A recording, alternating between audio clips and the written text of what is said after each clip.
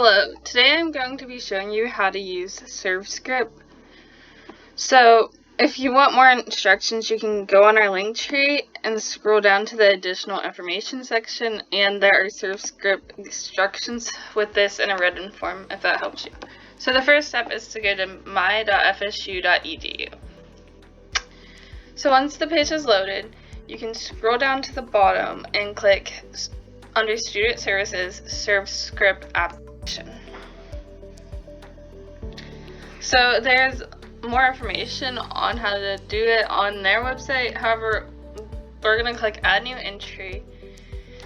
And so then you input the start date. So meetings count as service hours. So you can put, if you've been to all our meetings, this is going to be the example. Our first meeting was August 30th, and our last meeting is going to be November 29th.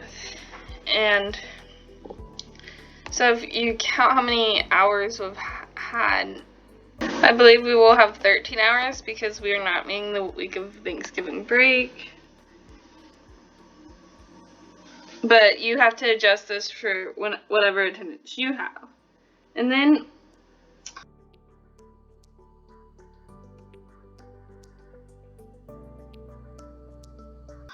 to select the agency, you put 1082, which is the code for Kiwanis International, and then you click that. Then to enter task for meetings, like you'd put 80, which is service planning.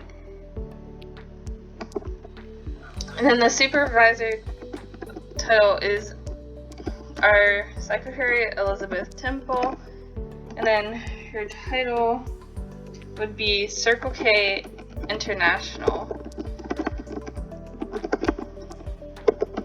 Secretary.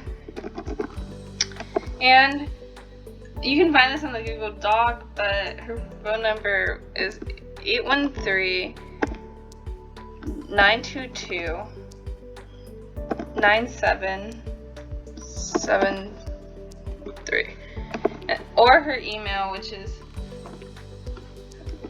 Secretary CKI @gmail.com.